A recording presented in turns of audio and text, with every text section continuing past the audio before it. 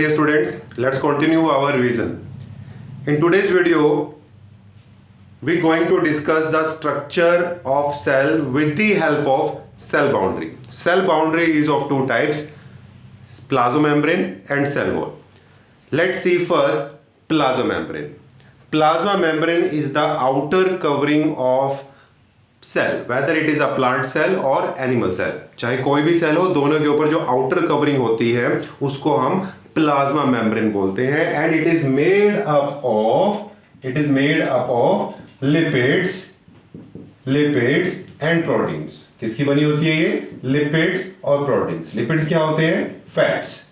Fats और protein की जो मेम्ब्रेन बनी होती है सेल के चारों तरफ जो सराउंड करती है उसको क्या बोलते हैं हम? Plasma membrane. And the process of making of plasma membrane, the inner membrane of cell in a plant cell, and the only outer membrane of animal cell is called plasma membrane. And the process of making of plasma membrane is called membrane biogenesis. क्या बोलते हैं उसको? Membrane biogenesis. It is the name of process. Next है separate the cell. This is the function of plasma membrane, that it separate the cell from the outer atmosphere or outer surrounding. You can see here this outer boundary separated this cell from the outer surrounding. अब outer surrounding से totally separate हो चुका है. Second function of plasma membrane, that it provide shape to the cell just like a balloon.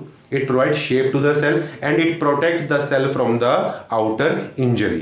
Outer injury से भी ये cell को बचाता है. So these are the main functions of plasma membrane. Next, it allows movement, means it allows exit and entry of molecules. It allows, यानी ये allow करता है कि जो molecules हैं वो इस membrane के थ्रू बाहर या अंदर आ सकते हैं. एग्जिट या उनकी एंट्री अलाउ करता है. Because this plasma membrane is permeable. कैसी है? परमिएबल हम किसको बोलते हैं? हम ऐसी सरफेस को परमिएबल बोलते हैं जिसमें कई सारे होल्स होते हैं, जिसमें बहुत सारे होल्स होते हैं. जैसे कि कॉटन, इस क्लॉथ में बड़े सारे होल्स हैं, अगर मैं इसमें पानी डालूं तो उसके आर पार हो जाएगा. तो ये परमिएबल मेम्ब्रेन है, ठीक है ना, उसको हम परमिएबल मेम्ब्रेन बोलते हैं. तो आपकी जो ये प्लाज्मा मेम्ब्रेन है, it is also permeable and it allows the molecules और substance to pass through it. Okay, so these are the functions of plasma membrane. Now the question arises, how molecules enter और exit in the plasma membrane. So let's see the process of transfer. There are mainly three type of transfer. Number one, active transport. Number two, bulk transport. और number three है passive transport. देखो, आपने एक बच्चों की चीज याद रखनी है कि यहां पर सेल में जो मॉलिक्यूल्स मूव होते हैं वो हाई कंसंट्रेशन से लो कंसंट्रेशन होते हैं. यानी जो ग्रेडियंट फॉलो होता है वो कंसंट्रेशन ग्रेडियंट फॉलो होता है. ग्रेडियंट यानी वो फैक्टर या वो डिफरेंस जिसकी वजह से मूवमेंट होती है. तो यहां पर कंसंट्रेशन डिफरेंस की वजह से मूवमेंट होती है. अगर मूवमेंट किसी मॉलिक्यूल्स की लो कंसंट्रेशन से हाई कंसंट्रेशन होती है तो उसको हम एक्टिव ट्रांसपोर्ट बोलते हैं, ठीक है. और यहां पर एनर्जी लगती है और ये हमारे सिलेबस में भी नहीं है. नेक्स्ट है बल्क ट्रांसपोर्ट, जहां पर कंसंट्रेशन मैटर नहीं करती, चाहे लो है या हाई, वहां पर सिंपल एनगल्फ कर लिया जाता है फूड को. उसको हम क्या बोलते हैं? Bulk transport. बल्क में पूरी की पूरी बॉडी को एनगल्फ कर गया नेक्स्ट ऑर्गेनिज्म.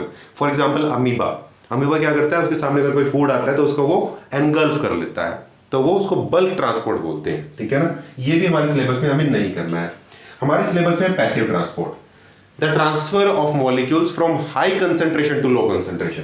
हाई कंसंट्रेशन से लो कंसंट्रेशन में अगर मॉलिक्यूल्स ट्रांसफर होते हैं बाय देयर ओन एनर्जी, इसमें कुछ भी स्पेशल आपको एक्स्ट्रा एनर्जी रिक्वायरमेंट की जरूरत नहीं पड़ती, ऑटोमेटिकली ट्रांसफर हो जाते हैं. ये हमारे अर्थ का भी रूल है कि अगर कोई चीज हाई कंसंट्रेशन से लो कंसंट्रेशन में जाती है तो उसमें एनर्जी नहीं लगती, ऑटोमेटिकली हो जाती है, ठीक है. जैसे कि अगर हम लंच बॉक्स की बात करते हैं कि अगर किसी क्लास में लंच बॉक्स को ओपन करते हैं तो उसकी फ्रेगनेंस पूरे रूम में स्प्रेड हो जाती है. व्हाई? क्योंकि जो लंच बॉक्स है उसमें उस खाने की कंसंट्रेशन ज्यादा है as compare to the room. तो हाई कंसंट्रेशन से लो कंसंट्रेशन में उसके मॉलिक्यूल्स जो फ्रेगनेंस है वो स्प्रेड हो जाती है. ऐसा ही होता है एसेंस स्टिक के साथ कि जो एसेंस स्टिक होती है, इसको अगरबत्ती बोलते हैं, उसको जब हम जलाते हैं तो उसकी जो खुशबू है, उसकी फ्रेगनेंस पूरे रूम में स्प्रेड हो जाती है। क्यों? क्योंकि जो एसेंस स्टिक है वहां पर कंसंट्रेशन ज्यादा है और रूम में कंसंट्रेशन कम है। हाई कंसंट्रेशन से लो कंसंट्रेशन ऑटोमेटिकली चली जाती है, आपको अलग से कोई पंप लगाने की जरूरत नहीं है, उसमें अलग से कोई एनर्जी देने की जरूरत नहीं है, ठीक है ना। तो ऐसे इसको बोलते हैं पैसिव ट्रांसपोर्ट। एग्जाम्पल इसका एक और भी है बच्चों, वो है exchange of gases in our lungs, हमारे लंग्स में, कि हमारे लंग्स के से जो ऑक्सीजन है वो हाई कंसंट्रेशन में होती है लंग्स में और कम कंसंट्रेशन में होती है ब्लड में। तो हाई कंसंट्रेशन से लो कंसंट्रेशन ऑटोमेटिकली ट्रांसफर हो जाती है ऑक्सीजन, और ब्लड से CO2 हमारे लंग्स में आ जाती है, क्योंकि ब्लड के अंदर CO2 की कंसंट्रेशन ज्यादा होती है और हमारे लंग्स में कम होती है, तो हमारे लंग्स CO2 ले लेता है। वो अलग बात है कि हमारे लंग्स फिर से CO2 को बाहर निकाल देता है और न्यू ऑक्सीजन ले लेता है due to inhalation and exhalation. So this is passive transport and it is of two types, दो टाइप के होते हैं। कौन कौन से? Diffusion and osmosis. Diffusion and osmosis, ये दोनों के दोनों ही क्या है? पैसिव ट्रांसपोर्ट है। यानी चाहे डिफ्यूजन हो या ऑस्मोसिस हो, दोनों में मॉलिक्यूल्स हाई कंसंट्रेशन से लो कंसंट्रेशन में ट्रांसफर होंगे। तो पहले डिस्कस करते हैं डिफ्यूजन, क्योंकि जो हमारी मेम्ब्रेन है, प्लाज्मा मेम्ब्रेन, ये डिफ्यूजन को भी अलाउ करती है और ऑस्मोसिस को भी अलाउ करती है। अगर हम डिफ्यूजन की बात करते हैं, the transfer of solute, the transfer of particle. Solute पता है आपको क्या होते हैं? किसी भी सॉल्यूशन के दो पार्ट होते हैं, या तो सोल्यूट या सोलवेंट। सोल्यूट वो होता है जो घुल जाता है, जो डिसोल्व हो जाता है, और जिसमें डिसोल्व होता है उसको हम सोलवेंट बोलते हैं। तो मैं यहाँ पर सोल्यूट की बात कर रहा हूँ, ठीक है, जो सोलवेंट के अंदर प्रेजेंट होते हैं। जरूर नहीं है कि वो हर बार ही घुले, कई बार वो बैठ जाता है, सेडिमेंटेशन हो जाती है। तो सोल्यूट वो पार्टिकल्स हैं जिनको मूव करना है। तो transfer of solute from high concentration to the low concentration region is called diffusion through a selective permeable membrane. ऐसी मेम्ब्रेन जो सिर्फ सिलेक्टिव अमाउंट को ही ट्रांसफर करती हो हाई कंसंट्रेशन से लो कंसंट्रेशन में, उसको हम बोलते हैं डिफ्यूजन प्रोसेस। तो जो आपको मैंने एग्जांपल दिया था अभी कि वो लंग्स वाला ऑक्सीजन, वो क्या है? वो डिफ्यूजन में आता है। वहां पर जो ऑक्सीजन है और कार्बन डाइऑक्साइड, वो क्या है? वो सोल्यूट है, और वो हाई कंसंट्रेशन से लो कंसंट्रेशन में ट्रांसफर होते हैं, ठीक है ना। ये ऐसा नहीं कि सबको अलाउ कर देगा, कुछ लिमिटेड सब्सटेंसेस उनको अलाउ, जैसे गैसेस होगी, स्मॉल पार्टिकल्स हो गए, उनको अलाउ करता है। ऐसे नहीं कोई बिग पार्टिकल्स भी जा सकते हैं अंदर, उनके पोर्स छोटे होते हैं, इसलिए सिलेक्टिव परमेएबल मेम्ब्रेन बोलते हैं, ठीक है। नेक्स्ट है ऑस्मोसिस। ऑस्मोसिस में क्या होता है? यहां पर वाटर के मॉलिक्यूल्स ट्रांसफर होते हैं। The transfer of water molecules from high concentration of water to the low concentration of water region through a semi permeable और सिलेक्टिव परमेएबल मेम्ब्रेन। दोनों में दो टाइप की मेम्ब्रेन होती है, सिलेक्टिव और सेमी। जो सेमी होती है वो लिमिटेड सब्सटेंस को अलाउ करती है as compare to the selective permeable membrane, ठीक है ना। तो ऑस्मोसिस में क्या होता है? यहां पर क्या मूव होगा? ओनली वाटर मॉलिक्यूल्स मूव होते हैं फ्रॉम सिलेक्टिव और semi permeable membrane, from high concentration of water to the low concentration of water region. तो इसी के बेस पे हमारे कुछ कॉन्सेप्ट्स हैं, उनको देख लेते हैं, एक बार इसको रब कर देते हैं। हम ऑस्मोसिस को समझने के लिए एक एग्जांपल देखते हैं। मैंने यहां पर एक बीकर लिया है और बीकर में मैंने एक पाउच को हैंग कर दिया। ये पाउच है, ये पाउच किसका है? सेमी परमेएबल मेम्ब्रेन का ये पाउच है, सेमी परमेएबल मेम्ब्रेन। ये ऐसी मेम्ब्रेन है जो सिर्फ वाटर के मॉलिक्यूल्स को ही अलाउ करती है अपनी बॉडी से पास होने के लिए, किसी दूसरे पार्टिकल्स को अलाउ नहीं करती है। मैंने इस बीकर में शुगर सॉल्यूशन लिया है, शुगर सॉल्यूशन, और उसकी परसेंटेज है 30%, यानी यहां पर वाटर कितना है? 70% है और शुगर 30% है, ठीक है। और जो इस पाउच के भी अंदर मैंने क्या लिया है? सेम शुगर सॉल्यूशन, बट वहां पर कंसंट्रेशन डिफरेंट है। वहां पर मैंने जो शुगर सॉल्यूशन लिया है वो लिया है मैंने 70% का, यानी शुगर 70% है उसके अंदर और वाटर 30% है, ठीक है। तो अब मूवमेंट कहां से कहां होगी और किसकी होगी? देखो, मूवमेंट सिर्फ वाटर की ही होगी, क्योंकि सेमी परमेएबल मेम्ब्रेन है तो शुगर के मॉलिक्यूल्स तो मूव नहीं हो सकते हैं, ठीक है। सिर्फ वाटर के ही मॉलिक्यूल्स मूवमेंट होंगे। क्वेश्चन ये राइज होता है कि कहां से कहां, पाउच से बीकर में आएंगे या बीकर से पाउच में जाएंगे?